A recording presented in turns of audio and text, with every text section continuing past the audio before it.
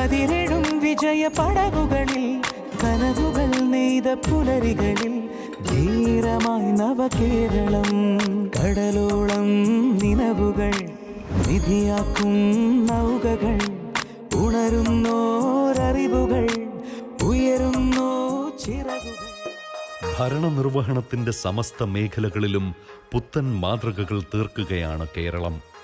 നാടിന്റെയും നാട്ടുകാരുടെയും ഉള്ളറിഞ്ഞ് കരുതലിന്റെ കരങ്ങളുമായി പിണറായി വിജയൻ സർക്കാർ കഴിഞ്ഞ 10 വർഷങ്ങളിലായി നടപ്പിലാക്കിയ പദ്ധതികൾ കേരളത്തിന്റെ മുഖഛായ തന്നെ മാറ്റിക്കഴിഞ്ഞു. മഹാപ്രളയം, നിപ്പ, കോവിഡ് തുടങ്ങിയ ദുരിതഘട്ടങ്ങളും സാമ്പത്തിക പ്രതിസന്ധികളുമെല്ലാം മറികടന്ന് നിർഭയമാണ് നമ്മുടെ മുന്നേറ്റം. അടിസ്ഥാന സൗകര്യ വികസനം മുതൽ ആരോഗ്യവും വിദ്യാഭ്യാസവും വരെ നീളുന്ന പുരോഗതിയുടെ പുത്തൻ അധ്യായം. അതാണ് നവകേരളം.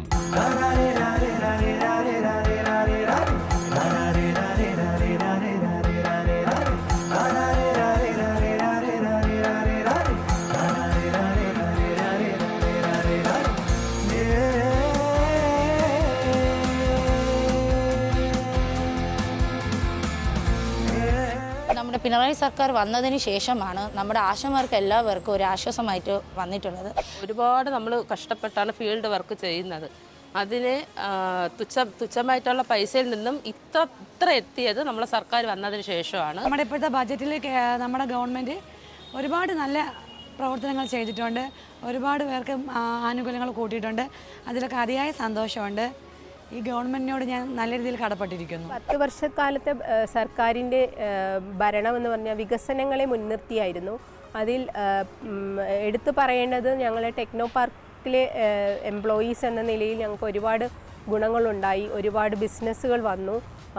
അതുപോലെ ഞങ്ങളുടെ പല സ്ഥലങ്ങളിൽ ഫേസ് 3, ഫേസ് 4, ഫേസ് 1 ഇവിടെയെല്ലാം ഒരുപാട് ഡെവലപ്മെൻ്റ് ഉണ്ടായി. ബിസിനസ്സുകൾ ഗ്രോ ചെയ്തു. എല്ലാ പ്രായമായ സ്ത്രീകളും ഒരുപാട് നമ്മുടെ നാട്ടിലുണ്ട്.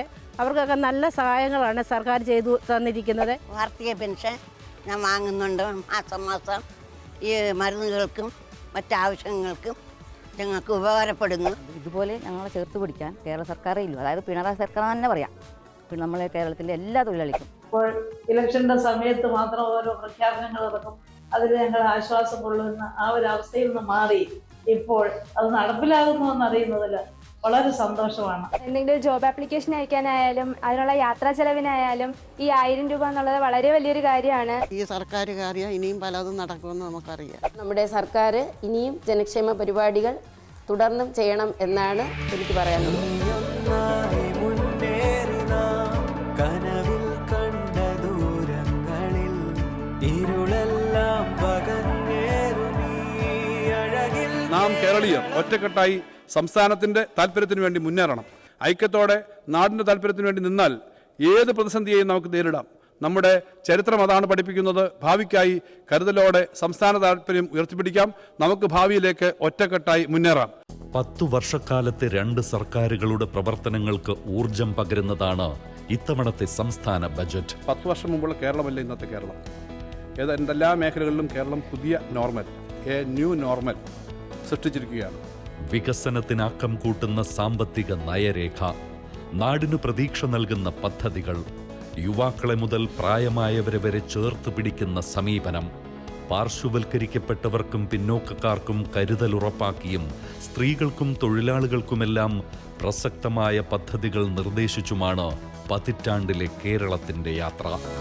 മുഖ്യമന്ത്രിയുടെ സ്ത്രീ സുരക്ഷാ പദ്ധതിയുണ്ട്. മുഖ്യമന്ത്രിയുടെ ഈ കണക്ട് വർക്ക് പദ്ധതിയുണ്ട്. മാത്രമല്ല നമ്മുടെ വിദ്യാഭ്യാസം നമ്മൾ ഡിഗ്രി തലത്തിൽ സൗജന്യമാക്കുകയാണ്. നമ്മൾ ഈ എന്താ പറയുക വർക്കേഴ്സ്, അസംഘടിത മേഖലയിലെ തൊഴിലാളികൾ, അവർക്ക് നമ്മൾ ഗ്രൂപ്പ് ഇൻഷുറൻസ് നമ്മൾ മുന്നോട്ട് വെക്കുന്നു. അതുപോലെ തന്നെ ഈ എൽഡേർലി ബജറ്റ്, ആദ്യമായിട്ട് കേരളത്തിൽ എൽഡേർലി ബജറ്റ് എന്ന് പറയുമ്പോൾ 60 വയസ്സിന് മുകളിലുള്ളവർക്ക് വേണ്ടുന്ന ഒട്ടേറെ പദ്ധതികൾ നമ്മൾ ചെയ്യുന്നുണ്ട്. നമ്മളൊക്കെ പൊതുവെ സംസാരിക്കാറുള്ള ആശാ വർക്കർമാരുടെ ആവശ്യങ്ങൾ അത് നിറവേറ്റുന്ന രീതിയിലാണ് ബജറ്റ് ഫ്രെയിം ചെയ്തിരിക്കുന്നത്. ഉന്നത വിദ്യാഭ്യാസ മേഖലയിൽ ചരിത്രപരമായ കുതിപ്പിലാണ് കേരളം.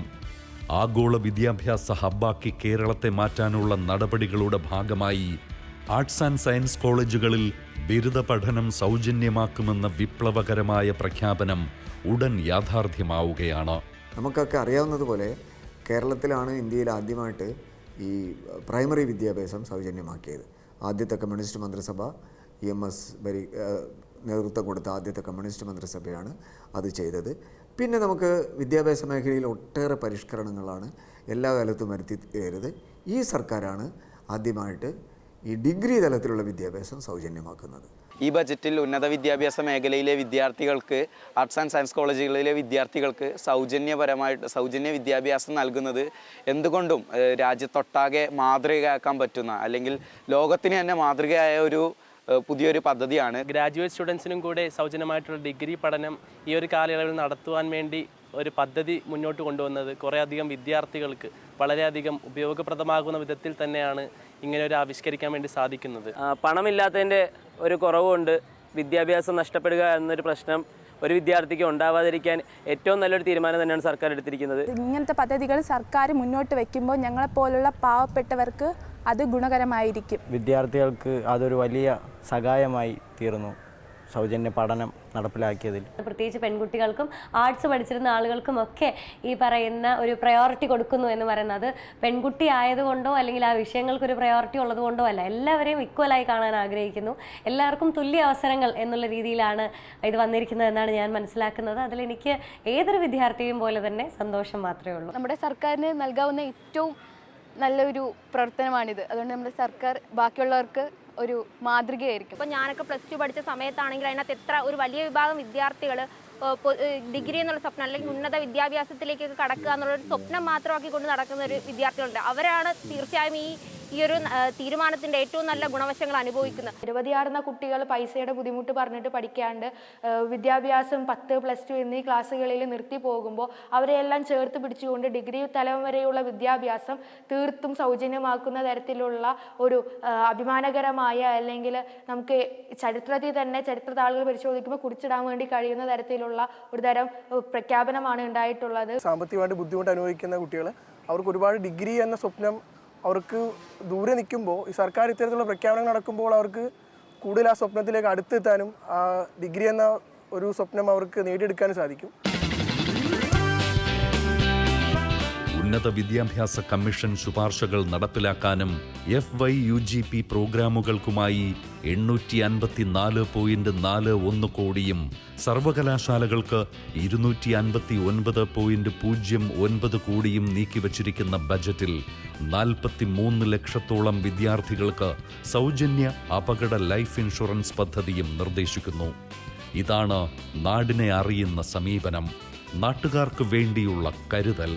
2026-27 ബഡ്ജറ്റിൽ സർക്കാർ ഏർപ്പെടുത്തിയ ഒരു പദ്ധതിയാണ് കുട്ടികൾക്കുള്ള ഇൻഷുറൻസ് പദ്ധതി. 1 മുതൽ 12ാം ക്ലാസ് വരെ പഠിക്കുന്ന കുട്ടികൾക്ക് സ്കൂളിൽ വെച്ച് എന്തെങ്കിലും അപകടം ഉണ്ടായാൽ അതിന് ഇൻഷുറൻസ് ഏർപ്പെടുത്തുകയാണ് ഈ പദ്ധതിയിലൂടെ നമുക്ക് മനസ്സിലാവുന്നത്. ഇപ്പോൾ ബഡ്ജറ്റിൽ അവതരിപ്പിച്ച ഇത്തരത്തിലുള്ള ഇൻഷുറൻസ് ഏറെ ആശ്വാസം നൽകുന്ന ഒന്ന് തന്നെയാണ്. എന്തുകൊണ്ടും ഈ ഒരു ഇൻഷുറൻസ് എല്ലാവർക്കും ഉപകാരമാണ്. കുട്ടികളുടെ ക്ഷേമത്തിനും അവരുടെ ആരോഗ്യത്തിനും സംരക്ഷണത്തിനും ഇങ്ങനൊരു ഇൻഷുറൻസ് വളരെയധികം ഒരു സഹായമായിത്തീരും. കോളേജിൽ പഠിക്കുന്ന കുട്ടികൾക്ക് അത്തരത്തിലുള്ള സംവിധാനം നിലവിലുണ്ട്. ഇപ്പോൾ സ്കൂൾ കുട്ടികൾക്ക് നടപ്പിലാക്കിയ ഈ അപകട ഇൻഷുറൻസ് എന്തുകൊണ്ടും സ്വാഗതാർഹമായ ഒന്നാണ്. ഒരു അപകടം പറ്റിക്കഴിഞ്ഞാൽ ഇപ്പോഴത്തെ അവസ്ഥയിൽ പലർക്കും അതൊരു അഫോർഡബിൾ ആയിട്ടുള്ളൊരു കാര്യമല്ല. ഒരു ചെറിയൊരു അപകടം പോലും ഒരു വീട്ടിന് താങ്ങാൻ പറ്റാത്ത ആണ് ഇപ്പോഴത്തെ ആശുപത്രി ചിലവും കാര്യങ്ങളും. അതുകൊണ്ട് തന്നെ ഇപ്പോഴത്തെ ഗവൺമെൻറ് പ്രീമിയം ഉൾപ്പെടെ കൊടുക്കുന്നത് വളരെ അനുയോജ്യമായൊരു കാര്യമാണ്, വളരെ നല്ലൊരു കാര്യമാണ്. കേരള സർക്കാർ അത് നടപ്പിലാക്കാൻ പോകുന്നതിൽ വളരെ സന്തോഷമുണ്ട്. അത് മറ്റു കുട്ടികൾക്കും ഉപകാരപ്പെടുന്ന ഒരു കാര്യമാണ്. ഇത് ഗവൺമെൻറ് ഔദ്യോഗികമായി കൊണ്ടുവരുന്നതിൽ ഞങ്ങൾക്ക് ഏറെ സന്തോഷമുണ്ട്. ഇത് ഏവർക്കും ഗുണപ്രദവും അതുപോലെ തന്നെ ആശ്വാസദായകവുമാണ്. അസംഘടിത മേഖലയിലെ തൊഴിലാളികൾക്ക് പ്രതിവർഷം വെറും 150 രൂപ നിരക്കിൽ 5 ലക്ഷം രൂപയുടെ ഇൻഷുറൻസ് പരിരക്ഷയാണ് ബജറ്റിൽ പ്രഖ്യാപിച്ചിരിക്കുന്നത്. കേന്ദ്രം തൊഴിലുറപ്പ് വിഹിതം വെട്ടിക്കുറയ്ക്കുമ്പോൾ അയ്യങ്കാളി തൊഴിലുറപ്പ് പദ്ധതിക്കായി 1200 കോടി രൂപ വകയിരുത്തിയാണ് സംസ്ഥാനം മറുപടി നൽകുന്നത്. തൊഴിലുറപ്പെന്ന് പറഞ്ഞാൽ ഇപ്പം നിർത്തലാക്കുന്ന ഒരു രീതിയിലാണ് നമുക്ക് വന്നേക്കുന്നത്. കേന്ദ്രം നമുക്ക് അതിനുവേണ്ടി പ്രത്യേക ഒരു ബഡ്ജറ്റൊന്നും നമുക്ക് തന്നിട്ടില്ല. അതുപോലെ തന്നെ നമുക്കിപ്പോൾ 1000 കോടി നമ്മുടെ LDF സർക്കാർ നമുക്ക് തന്നേക്കും. അത് നമ്മുടെ ഞങ്ങളുടെ ഈ 40 തൊഴിലാളികൾ ഓരോ കുടുംബത്തിനും അതിൻ്റെ ഒരു വിഹിതം ചെല്ലുമെന്ന് നോക്കുമ്പോൾ ഞങ്ങൾക്ക് അതിന് ഭയങ്കര സന്തോഷം. 1000 കോടി ഞങ്ങൾക്ക് വേണ്ടി സംസ്ഥാന സർക്കാർ മാറ്റി വെച്ചിട്ടുണ്ട്. പിന്നെ ക്ഷേമനിധി തുടങ്ങിയിട്ടുണ്ട്. പുറകാലം അത് ഞങ്ങൾക്ക് പ്രയോജനമാണ്. അത് ക്ഷേമനിധി ഉണ്ടെന്ന് അറിഞ്ഞ് ഞാൻ കണ്ടു. ക്ഷേമനിധിയുടെ എഴുതൊക്കെ കണ്ടായിരുന്നു. 76 വയസ്സ് 80 വയസ്സ് പ്രായമുള്ള അമ്മമാർ വരെ നമ്മളെ കൂട്ടത്തിൽ പണിയെടുക്കുന്നുണ്ട്. കേന്ദ്ര ഗവൺമെൻറ് ഈ ഫണ്ട് വെക്കാത്തതുകൊണ്ട് എല്ലാവർക്കും വളരെ ബുദ്ധിമുട്ടുണ്ട്. ഇപ്പോൾ കേരള ഗവൺമെൻറ് ഫണ്ട് വെച്ചതുകൊണ്ട് എല്ലാവർക്കും ഒരു സന്തോഷമുണ്ട്. അപ്പോൾ അതുകൊണ്ട് തന്നെ നമ്മുടെ കേരളത്തിൽ ആ പദ്ധതി എന്ത് തന്നെയായെങ്കിലും തുടർന്ന് പോകാനില്ല പറ്റുന്നില്ല ഒരു സന്തോഷം നമ്മളെ തൊഴിലാളികൾക്കുണ്ട്. ഞങ്ങളെ പരിഗണിച്ച സർക്കാരിന് ഞങ്ങൾ എപ്പോഴും കടപ്പെട്ടിരിക്കും. പട്ടിണിയിൽ ആണ്ടുകിടക്കുന്ന ഒരു സമൂഹത്തെ ഉയർത്തിക്കൊണ്ടുവരാൻ സർക്കാർ ചെയ്യുന്ന ഈ പദ്ധതിയിൽ വളരെ സന്തോഷമുണ്ട്. തൊഴിലുറപ്പുകാർക്ക് 200 ദിനങ്ങളാക്കി മാറ്റിയ സർക്കാരിനോട് വളരെയധികം നന്ദിയുണ്ട്. ഇപ്പോൾ പുതിയ ബഡ്ജറ്റിൽ പുതിയൊരു ആരോഗ്യ ഇൻഷുറൻസിനെ പറ്റി പറയുകയുണ്ടായി. അത് ഞങ്ങൾക്ക് ഏറ്റവും നല്ലതാണ്. ഞങ്ങളുടെ പഠിക്കുന്ന കുട്ടികൾക്കും ഞങ്ങളിങ്ങനെ തൊഴിലുറപ്പ് മേഖലകളിൽ വർക്ക് ചെയ്യുന്നു. ഞങ്ങളുടെ രോഗങ്ങൾക്കും ആ ഒരു ബഡ്ജറ്റ് അവതരിപ്പിച്ചത് ഏറ്റവും നല്ലതാണ്. കാരണം പെട്ടെന്ന് തന്നെ അസുഖങ്ങളോ അല്ലെങ്കിൽ ഭാവിയിൽ എന്തെങ്കിലും വരണമെങ്കിലോ ഈ ആരോഗ്യ ഇൻഷുറൻസ് ഞങ്ങൾക്ക് വളരെയധികം നേട്ടമേ ഉണ്ടാവുള്ളൂ.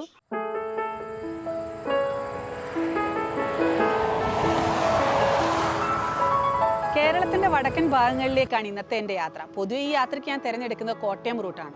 ഇപ്പോൾ കേരളത്തിലെ എല്ലാ റോഡുകളും മനോഹരമായതുകൊണ്ട് ഞാൻ ഇത്തവണ പുനലൂർ മൂവാറ്റുപുഴ റോഡ് തിരഞ്ഞെടുക്കാമെന്ന് കരുതി. ഈ യാത്രാമധ്യേ എനിക്ക് തോന്നിയൊരു കാര്യം, പൊതുവെ പുറം രാജ്യങ്ങളിൽ നമ്മൾ കാറിൽ കയറിയ ഉടനെ സീറ്റ് ബെൽറ്റ് ഇടും. അതുപോലെ തന്നെ ഇപ്പോൾ കേരളത്തിൽ നമ്മൾ ആദ്യം കാറിൽ കയറുമ്പോൾ സീറ്റ് ബെൽറ്റ് ഇടും. അതുപോലെ ബൈക്കിൽ കയറിയ ഉടനെ ഹെൽമെറ്റ് ധരിക്കും. ഇതുകൊണ്ടുള്ള നമുക്കുള്ള പ്രയോജനം അപകട മരണങ്ങൾ കുറേയധികം ഒഴിവാകുന്നുണ്ട്. അതായത് അപകട മരണങ്ങൾ വളരെയധികം കുറഞ്ഞു എന്ന് തന്നെ പറയാം.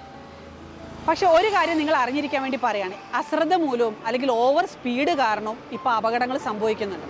ഈ അപകടങ്ങൾ സംഭവിക്കുമ്പോൾ ഇപ്പോഴത്തെ ഗവൺമെൻറ് അതിനുവേണ്ടി ഒരു മുൻകരുതൽ അല്ലെ അതിനുവേണ്ടി ചെയ്തൊരു കാര്യം എന്താണെന്ന് വെച്ച് കഴിഞ്ഞാൽ, ഇപ്പോഴത്തെ ബജറ്റ് അവതരണത്തിൽ നമുക്ക് അപകടങ്ങൾ ഉണ്ടായാൽ അവർക്ക് 5 ദിവസത്തെ സൗജന്യ ചികിത്സ ലഭിക്കുന്നതാണ്. അപ്പോൾ നിങ്ങളുടെ അറിവിലേക്കായി ഇത് സൂക്ഷിക്കുക. ഇനിയൊരു അപകടമുണ്ടല്ലോ, അപകടം ഉണ്ടാവാതിരിക്കാനുള്ളതെല്ലാം ഗവൺമെൻറ് റോഡ് നന്നാക്കി തന്നു. അതുപോലെ തന്നെ നമുക്ക് ഹെൽമെറ്റ് ധരിക്കാനും അതുപോലെ ക്യാമറ കാരണം നമ്മൾ സീറ്റ് ബെൽറ്റ് ഇതെല്ലാം നമ്മൾ ചെയ്യാൻ തുടങ്ങിയപ്പോൾ നമ്മുടെ അപകട മരണങ്ങൾ കുറഞ്ഞു. ഇനി അപകടം ഉണ്ടായാൽ തന്നെ നിങ്ങൾക്ക് 5 ദിവസത്തെ സൗജന്യ ചികിത്സ ലഭിക്കുന്നതാണ്.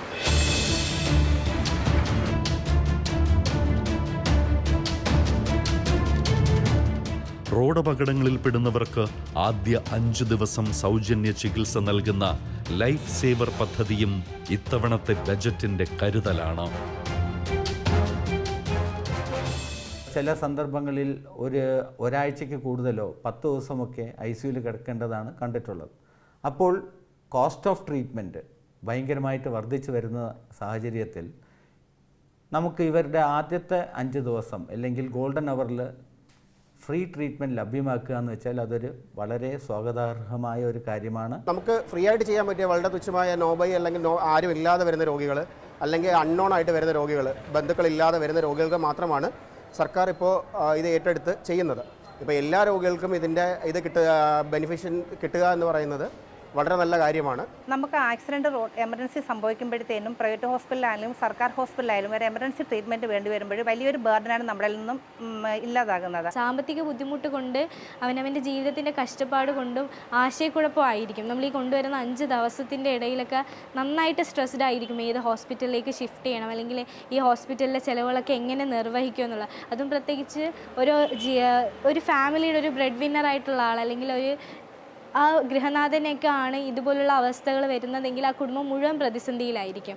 അതിന് ഒരു കൈത്താങ്ങായിരിക്കും ഈ പദ്ധതി എന്ന് ഞാൻ പൂർണ്ണമായും വിശ്വസിക്കുന്നുണ്ട്. രാജ്യത്താദ്യമായി വയോജന കമ്മീഷൻ രൂപീകരിച്ച കേരളം ഒറ്റപ്പെട്ടുപോകുന്ന വയോജനങ്ങൾക്കായി സന്നദ്ധ സേനയെയും അണിനിരത്തുന്നു. ഒപ്പം ആശാവർക്കർമാർ, അങ്കണവാടി ജീവനക്കാർ, സാക്ഷരതാ പ്രേരകന്മാർ എന്നിവരുടെ ഓണറേറിയം വർദ്ധിപ്പിച്ചുകൊണ്ട് സാധാരണക്കാരുടെ ജീവിതത്തിന് സർക്കാർ താങ്ങാവുകയാണ്. കൊറോണ സമയത്താണ് ആശാപ്രവർത്തനത്തിലോട്ട് വരുന്നത്. അപ്പോൾ നമ്മുടെ സാലറി എന്ന് പറയുന്നത് ഓണറേറിയം എന്ന് പറയുന്നത് 6000 രൂപയായിരുന്നു. ഇപ്പം ഘട്ടഘട്ടമായി 9000 രൂപ വരെ നമുക്ക് എത്തിയിട്ടുണ്ട്. ഇപ്പോൾ ഒരു 1000 രൂപയും കൂടെ സർക്കാർ കൂട്ടി തന്നിട്ടുണ്ട്. അപ്പോൾ എന്നെ സംബന്ധിച്ചിടത്തോളം ഈ 1000 രൂപ കൂട്ടി തന്നതിൽ അതിയായ സന്തോഷമുണ്ട്. രാജ്യത്ത് തന്നെ എല്ലാ മാസവും ഹോണറേറിയം കൊടുക്കുന്നത് LDF സർക്കാർ മാത്രമാണ്. അതുകൊണ്ട് തന്നെ നമുക്ക് എപ്പോഴും LDF സർക്കാരിൻ്റെ പ്രവർത്തനങ്ങൾ ഗുണകരമായിട്ടാണ് എപ്പോഴും കാണുന്നത്. ഈ ആശമാരെ യഥാർത്ഥത്തിൽ കേന്ദ്ര സർക്കാരാണ് നമുക്ക് അതിനുള്ള വിഹിതമൊക്കെ തരേണ്ടത്. പക്ഷേ ഈ നാളിതുവരെ അവർ നമുക്ക് വേണ്ടിയിട്ട് യാതൊരു വിധ ആനുകൂല്യങ്ങൾ നൽകാൻ തയ്യാറാവുകയും ചെയ്യാത്ത സാഹചര്യത്തിൽ നമ്മുടെ എല്ലാ ആശമാരെയും താങ്ങി നിർത്തുന്ന ഒരിതാണ് ചെയ്തത്. അതിന് ഞങ്ങളുടെ ആശാവർക്കർ എന്ന നിലയിലും ഞങ്ങൾക്ക് അതിയായ സന്തോഷവും നന്ദിയുണ്ട്. നമ്മുടെ ഇപ്പോഴത്തെ സർക്കാരാണ് ഞങ്ങൾ താങ്ങും തണലുമായിട്ട് നിൽക്കുന്നത്. അതിന് ഞങ്ങൾക്ക് വളരെയധികം ഞങ്ങൾ സർക്കാരോട് കടപ്പെട്ടിരിക്കുന്നു. ഞങ്ങൾ രണ്ടുപേരും ആശാവർക്കർമാരാണ്. ഞങ്ങളെ അവരൊപ്പം കൈപിടിച്ച് ഞങ്ങളെ കൂടെ നടത്തുന്നുണ്ടതിൻ്റെ തെളിവാണ് ഈ കണ്ടത്. ആശാവർക്കറായ ഞങ്ങളെ ഗവൺമെൻറ് പരിഗണിച്ചു. അതുപോലെ തന്നെ മറ്റു മേഖലയിൽ വർക്ക് ചെയ്യണ പലവരെയും ഗവൺമെൻറ് നല്ല രീതിയിൽ പരിഗണിച്ചിട്ടുണ്ട്. ഓരോ ജില്ലയിലും ഓരോ റിട്ടയർമെൻറ്റ് ഹോം വെച്ച് പറഞ്ഞിട്ടുണ്ട്. കലാകാരന്മാർക്ക് വേണ്ടി അഭയ കേന്ദ്ര എന്ന് പറയുന്ന ഹോം സ്റ്റേ പ്രഖ്യാപിച്ചിട്ടുണ്ട്. വോളണ്ടിയേഴ്സിന് വേണ്ടിയിട്ട് ഹെൽത്ത് വോളണ്ടിയേഴ്സിന് വേണ്ടിയിട്ട് ഫണ്ട്സ് പ്രഖ്യാപിച്ചിട്ടുണ്ട്. പെൻഷൻ തുക വർദ്ധിപ്പിച്ചിട്ടുണ്ട്. അങ്ങനെ ഒരുപാട് റെലവൻ്റ് ആയിട്ടുള്ള ഇനിഷ്യേറ്റീവ്സാണ് അനൗൺസ് ചെയ്തിരിക്കുന്നത്. മാത്രമല്ല ഈ ഏജിങ് പോപ്പുലേഷൻ്റെ വലിയൊരു ശതമാനം സ്ത്രീകളാണ്. അത് മനസ്സിലാക്കിക്കൊണ്ട് ജെൻഡർ ബഡ്ജറ്റുമായിട്ട് ചേർന്നിട്ടാണ് ഈ എൽഡർലി ബഡ്ജറ്റ് പ്രവർത്തിക്കാൻ പോകുന്നത്. അതിലൊക്കെ ഒരുപാട് സന്തോഷമുണ്ട്. അത്ഭുതമൊന്നുമില്ല. കാരണം എപ്പോഴും ഡെവലപ്മെൻറ്റ് ഇനിഷ്യേറ്റീവ്സിൽ ഡെവലപ്മെൻറ്റ് ഇൻഡസ്ട്രീസിൽ മുൻനിരയിൽ നിൽക്കുന്ന ഒരു സംസ്ഥാനമാണ് കേരളം. ഗതാഗത മേഖലയുടെ നട്ടെല്ലായ ഓട്ടോ ടാക്സി തൊഴിലാളികൾക്ക് ഗ്രൂപ്പ് ഇൻഷുറൻസും ഇലക്ട്രിക് വാഹനങ്ങളിലേക്ക് മാറാൻ 40,000 രൂപയുടെ സ്ക്രാപ്പേജ് ബോണസും പ്രഖ്യാപിച്ച ബജറ്റിൽ യുവജനങ്ങൾക്ക് തൊഴിൽ വൈദഗ്ധ്യം നൽകുന്ന കണക്ട് ടു വർക്ക് സ്കോളർഷിപ്പിന് 400 കോടിയും സാമ്പത്തികമായി പിന്നോക്കം നിൽക്കുന്ന സ്ത്രീകൾക്കുള്ള സ്ത്രീ സുരക്ഷാ പെൻഷന് 3720 കോടിയും മാറ്റിവെച്ചിരിക്കുകയാണ്. ഒറ്റവാക്കി പറഞ്ഞാൽ ഇതൊരു നല്ലൊരു കാര്യം തന്നെയാണ്. കാരണം ഈ ആഗോളതാപനവുമായിട്ട് ബന്ധപ്പെട്ട് ഒട്ടുമിക്ക രാജ്യങ്ങളിലും ഈ ഗതാഗത രംഗം പൂർണ്ണമായിട്ടും ഇലക്ട്രിക് വാഹനങ്ങളിലോട്ട് പോയിക്കൊണ്ടിരിക്കുകയാണ്. അപ്പോൾ ഒറ്റയടിക്ക് നമുക്ക് നമ്മുടെ ഈ നഗരത്തിലോടുന്ന പരമ്പരാഗതമായിട്ട് ഓടുന്ന ഡീസൽ പെട്രോൾ വാഹനങ്ങളെ ഒറ്റയടിക്ക് ഒഴിവാക്കാൻ പറ്റില്ല. അപ്പോൾ അത് കണ്ടുകൊണ്ട് സർക്കാർ ഈ 40,000 രൂപ സബ്സിഡി അനുവദിച്ചത് തൊഴിലാളികളെ സംബന്ധിച്ച് വളരെ നല്ലൊരു കാര്യം തന്നെയാണ്. ഇലക്ട്രിക് വാഹനങ്ങൾ മിക്കവരും വാങ്ങാൻ മടിക്കുന്നത് തന്നെ അതിൻ്റെ അമിതമായ വില കാരണമാണ്. അപ്പോൾ സർക്കാർ ഇങ്ങനെ 40,000 രൂപ സബ്സിഡി എന്ന് പറഞ്ഞാൽ വളരെ നല്ലൊരു കാര്യം തന്നെയാണ്. വിലയിലെ വ്യത്യാസം കൊണ്ട് പലരും മടിച്ചിരിക്കുന്നത്. ഈ 40,000 രൂപ സബ്സിഡി കിട്ടുക എന്ന് പറയുമ്പോൾ പല ഇതിലേക്ക് മാറാൻ ചാൻസ് ഉണ്ട്. ഇപ്പോൾ ഒരു ഡീസൽ വണ്ടി ഓടിക്കുമ്പോഴുള്ള ചിലവ് വളരെ കൂടുതലാണ്. പക്ഷേ അപ്പോൾ അങ്ങനെ വെച്ച് നോക്കുമ്പോൾ നമുക്ക് ഈ സർക്കാരിൻ്റെ ഈ പദ്ധതി വളരെ നല്ല ഒരു തൊഴിലാളികൾക്ക് ഗുണമാണ്. 40,000 രൂപ കിട്ടിയതിന് ശേഷം പഴയ ഓട്ട മാറ്റിയിട്ട് പുതിയ ഓട്ട എടുക്കാനുള്ള ഒരു ഇതിൽ നിൽക്കുകയാണ് ഞാൻ. അതിപ്പോൾ പൊതുവെ നല്ല കാര്യം തന്നെയാണല്ലോ ഇപ്പോൾ സർക്കാർ കൊണ്ടുവന്നിട്ടുള്ളത്. എന്താണെന്ന് വെച്ചാൽ ഞങ്ങളിപ്പോൾ വീട്ടിൽ ഒരു വരുമാനം ഇല്ലാതിരിക്കുകയല്ലേ. നല്ല കാര്യം തന്നെയാണ്. ഇപ്പോൾ ഞങ്ങൾക്ക് വീട്ടിലിപ്പോൾ ഒരാൾ മാത്രമല്ലേ വരുമാനം കൊണ്ടുവരുന്നുള്ളൂ. സ്ത്രീ സുരക്ഷാ പദ്ധതി പ്രഖ്യാപിച്ച സമയത്ത് സ്ത്രീയെന്നോ പുരുഷനെന്നോ ഭേദമില്ലാണ്ട് കേരളം ഒന്നടങ്കം 2 കൈ നീട്ടി ഈ പദ്ധതിയെ സ്വീകരിച്ചതാണ്. ഞങ്ങളെപ്പോലുള്ള 35 വയസ്സ് മുതൽ 60 വയസ്സ് വരെയുള്ള സ്ത്രീകൾക്കാണ് ഈ സുരക്ഷാ പദ്ധതി ഏർപ്പെടുത്തിയിരിക്കുന്നത്. ഞാനും അതിലൊരു അപേക്ഷകയാണ്. ജീവിതാവശ്യങ്ങളും സാമ്പത്തിക ആവശ്യങ്ങളും പല വിധത്തിൽ കൂടിക്കൊണ്ടിരിക്കുന്ന ഈ കാലഘട്ടത്തിൽ ഈ സർക്കാരിൻ്റെ സ്ത്രീ സുരക്ഷാ പെൻഷനായ 1000 രൂപ ഞങ്ങൾക്കൊരു കൈത്താങ്ങാണ്. സാമൂഹിക പെൻഷൻ കിട്ടുന്ന ആൾക്കാർക്ക് ആ പെൻഷനും ഇങ്ങനെ വരുന്നത് നോക്കിയിരിക്കുകയാണല്ലോ. അതേപോലെ ഇങ്ങനത്തെ ഈ ആൾക്കാർക്കും ഇത് കിട്ടുകയാണെങ്കിൽ അവർക്കത് വലിയ ആശ്വാസം തന്നെയാകും. അത് ഏറ്റവും വലിയ ഒരു ഉപകാരമാണ്. നമ്മളെപ്പോലെ സ്ത്രീകൾക്ക് ജോലികളില്ലാതെ ഒരുപാട് പേര് കഷ്ടപ്പെടുന്നുണ്ട്. അവർക്ക് വേണ്ടി ഇങ്ങനൊരു പദ്ധതി ചെയ്തത് ഏറ്റവും വലിയൊരു നല്ല കാര്യമാണ്. 1000 രൂപയാണെങ്കിലും അത് ലഭിക്കുന്നത് നമുക്ക് വലിയൊരു കാര്യം തന്നെയാണ്. അത് ലഭിച്ചാൽ നമുക്ക് സ്വന്തമായിട്ട് നമ്മളെ കാര്യങ്ങളൊക്കെ ചെയ്തു പോകാം. റീചാർജിനായാലും മറ്റ് പേഴ്സണൽ കാര്യങ്ങൾക്കായാലും വേറെ ഒരാളെ ഇത് നമുക്ക് തേടേണ്ട ആവശ്യമില്ല. ഇപ്പോൾ സാമ്പത്തികമായി പിന്നോക്കം നിൽക്കുന്ന വീട്ടമ്മമാർക്ക് നൽകുകയാണെങ്കിൽ ഇനി മറ്റെല്ലാ സ്ത്രീകൾക്കും, ജോലിയില്ലാത്ത എല്ലാ സ്ത്രീകൾക്കും ഇത് കിട്ടണം എന്നാണ് എൻ്റെ അഭിപ്രായം. എന്നെപ്പോലുള്ള ഒരുപാട് സ്ത്രീകൾക്ക് ഇതൊരു നല്ല കാര്യമാണ്. ഇപ്പം ഞാനടക്കമുള്ള സ്ത്രീകൾ ഒരു വട്ടയിൽ ലൈഫിൽ കേട്ടൊരു സംസാരക്കാരം എനിക്കെന്താ ഈ വീട്ടു പണി, നമ്മുടെ വീട്ടിലത്തെ ആൾക്കാർ തന്നെ എന്താ ഈ വീട്ടിൽ പണി, നേരം വെളുത്ത് വൈകുന്നേരം അവൾ എന്താ പണി, ഇവിടെ ഒരു പണിയില്ലല്ലോ. അതിന് വീട്ടുകാരനെക്കാട്ടി മനസ്സിലാക്കി സർക്കാർ നമുക്കൊരു വേദന തരുമ്പോൾ അതിൽ ഭയങ്കര സന്തോഷവും അഭിമാനമാണ്. ഞാനും അതിൽ അപേക്ഷിച്ചിട്ടുണ്ട്, പെൻഷൻ കിട്ടാൻ വേണ്ടി കാത്തിരിക്കുന്നു. നമ്മുടെ ഭരണഘടന ഉറപ്പുവരുത്തുന്നതാണ് ഡിഗ്നിറ്റി എന്ന് പറയുന്നൊരു വാക്ക്. പലപ്പോഴും ആ ഡിഗ്നിറ്റി ഒന്നും ആരും കൺസിഡർ ചെയ്യാറില്ല. സാധാരണ തൊഴിലെടുക്കുന്ന വീട്ടമ്മമാർ, അല്ലെങ്കിൽ വീട്ടിലെ പണി ചെയ്യുന്നവർക്ക് അതൊരു തൊഴിലായിട്ട്, വീട്ടമ്മ എന്ന് പറയുമ്പോൾ വീട്ടിലൊരു പണിയില്ല, അത് വെറുതെ ഇരിക്കുന്ന ഒരാളെന്നുള്ള നിലയ്ക്കാണ് കൺസിഡർ ചെയ്യുന്നത്. അങ്ങനെയല്ല, ഒരു വീട്ടിലെ ജോലി രാവിലെ തുടങ്ങിയാൽ വൈകുന്നേരം വരെ തീരില്ല. അപ്പോൾ അങ്ങനെ ജീവിക്കുന്ന സ്ത്രീകൾക്ക് ഒരു സുരക്ഷാ പെൻഷൻ നൽകുക എന്ന് പറഞ്ഞാൽ ഏറ്റവും കരുതലോടെ എടുക്കുന്ന ഒരു തീരുമാനമായിട്ടാണ് ഞാൻ കാണുന്നത്.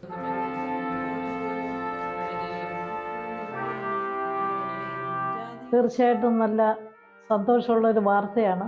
പ്രത്യേകിച്ച് സന്യസ്തരായ ഞങ്ങൾക്ക് ഗവൺമെൻറ്റിൽ നിന്നും മറ്റാനുകൂല്യങ്ങളൊന്നും കിട്ടാതിരിക്കുന്ന സാഹചര്യത്തിൽ ഇങ്ങനെ ഒരു ഓർഡർ ഇറങ്ങിയെന്ന് അറിഞ്ഞപ്പോൾ തന്നെ വളരെ സന്തോഷമുണ്ട്. സന്യസ്തർക്ക് ഒരു പെൻഷൻ എന്ന പദ്ധതി കേരള ഗവൺമെൻറ് ഇറക്കിയിരിക്കുന്നത് സ്വാഗതാർഹമാണ്. ഞങ്ങൾ വിളിക്കപ്പെട്ടിരിക്കുന്നത് ജനത്തിന് സേവനം ചെയ്യുവാനാണ്. ഞങ്ങൾ ആ സേവനം തുടർന്നുകൊണ്ടേയിരിക്കുന്നു. ഞങ്ങൾ മറ്റുള്ളവരിൽ നിന്നും ഒന്നും പ്രതീക്ഷിച്ചുകൊണ്ടല്ല ഞങ്ങളുടെ ഈ സേവനത്തിനായി ഞങ്ങൾ ഇറങ്ങി തിരിച്ചിരിക്കുന്നത്. പക്ഷേ ഞങ്ങളുടെ സേവനം മനസ്സിലാക്കി ഗവൺമെൻറ് ഈ പദ്ധതി ഒരുക്കിയത് അതിൽ ഞങ്ങൾ ഒത്തിരി സന്തോഷിക്കുന്നു. മുഖ്യമന്ത്രിയുടെ കണക്ട് ടു വർക്ക് സ്കോളർഷിപ്പിനെ കുറിച്ച് നമുക്കെല്ലാം തന്നെ ഇപ്പോൾ നിലവിൽ അറിയുന്ന ഒരു സാഹചര്യമാണ്. നമ്മുടെ യുവാക്കൾക്ക് എന്താ ജോലിയൊന്നും ഇല്ലാത്ത സാഹചര്യത്തിൽ അവർ മത്സര പരീക്ഷകൾക്ക് വേണ്ടിയിട്ട് തയ്യാറെടുക്കുന്ന ഘട്ടത്തിൽ ചെറിയ ചെറിയ ചിലവുകൾ എല്ലാം തന്നെ അവർക്ക് വലിയ ബാധ്യതകളായി വരുന്നുണ്ട്. അപ്പോൾ അതിനെല്ലാം തന്നെ സഹായിക്കുന്ന രീതിക്കകത്തേക്കാണ് മുഖ്യമന്ത്രിയുടെ കണക്ട് ടു വർക്ക് എന്നുള്ള സ്കോളർഷിപ്പ് നമ്മളെ സംബന്ധിച്ചിടത്തോളം നമുക്ക് മനസ്സിലാക്കാൻ വേണ്ടി സാധിക്കുന്നത്. അപ്പോൾ അത് കിട്ടുന്നത് കൊണ്ട് ഞങ്ങൾക്ക് പ്രയോജനമേ ഉള്ളൂ. പഠിത്തം കഴിഞ്ഞ് ഞങ്ങൾക്കൊരു ജോലി കിട്ടുന്നത് വരെ ഒരു സ്കിൽ ഡെവലപ്മെൻറ്റിന് വേണ്ടിയിട്ട് ഇത് ഞങ്ങൾക്ക് ഉപകാരപ്പെടും. കണക്ട് വർക്കിൻ്റെ ഭാഗമായിട്ട് ഞങ്ങളെപ്പോലെയുള്ള യുവാക്കൾക്ക് കിട്ടുന്ന 1000 രൂപയെന്ന് പറഞ്ഞത് വളരെ വലിയൊരു കാര്യമാണ്. അത് ഞങ്ങളുടെ പല ആവശ്യങ്ങൾ നിറവേറ്റുവാനും അതേപോലെ തന്നെ ഒരു ആവശ്യത്തിന് വീട്ടുകാരെ ബുദ്ധിമുട്ടിപ്പിക്കാതെ തന്നെ ഞങ്ങളുടെ കാര്യങ്ങൾ സ്വന്തമായിട്ട് ഞങ്ങൾക്ക് ചെയ്യാൻ പറ്റുമെന്നും ഉള്ളൊരു ഇത് ഗവൺമെൻറ് ഞങ്ങൾക്ക് ഉറപ്പ് നൽകുന്നുമുണ്ട്. UG പാസ്സായി സ്വാഭാവികമായും ഫിനിഷിംഗ് സ്കൂൾ ഉൾപ്പെടെയുള്ള സ്കൂളുകളെ ആശ്രയിക്കുന്ന കുട്ടികൾക്ക് പ്രതിമാസം 1000 രൂപ സ്കോളർഷിപ്പായി ലഭിക്കുക എന്ന് പറയുന്നത് അതൊരു വലിയ കാര്യമായിട്ടാണ് സമൂഹം അതിനെ കാണുന്നത്. ഏകദേശം 5 ലക്ഷത്തോളം വരുന്ന വിദ്യാർത്ഥികൾക്ക് ഇതിൻ്റെ ഗുണഫലം ലഭിക്കുമെന്നാണ് കണക്കാക്കപ്പെട്ടിട്ടുള്ളത്. ഇത് മാത്രമല്ല, ഇതിനോടനുബന്ധമായിട്ട് നമ്മൾ മനസ്സിലാക്കേണ്ടുന്ന ഒരു കാര്യം, പ്രതിമാസം 15,000 രൂപ ഈ ഗവേഷണ വിദ്യാർത്ഥികൾക്ക് ഫെലോഷിപ്പ് കൊടുക്കുന്ന ഒരു പദ്ധതി കൂടി ഇതിനകത്ത് വന്നിട്ടുണ്ട്. കഴിഞ്ഞ 10 വർഷത്തെ ഭരണമികവ് ജനങ്ങളുടെ പ്രതീക്ഷ വർദ്ധിപ്പിച്ചിരിക്കുകയാണ്. ജനതയർപ്പിച്ച വിശ്വാസം കാത്തുസൂക്ഷിച്ചുകൊണ്ട് വികസനത്തിന്റെ പുത്തനധ്യായങ്ങൾ തുന്നിച്ചേർക്കാൻ സർക്കാർ സജ്ജമായി കഴിഞ്ഞു.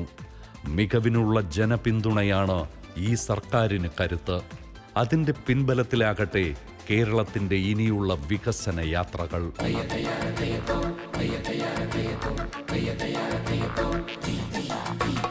ഉടനിവർത്തി നമ്മൾ മണിതുയർത്തി മണ്ണിൽ തനിമയുടെ പുതിയൊരിടം. കേരനിരതൻ ക്ഷേമമരുളും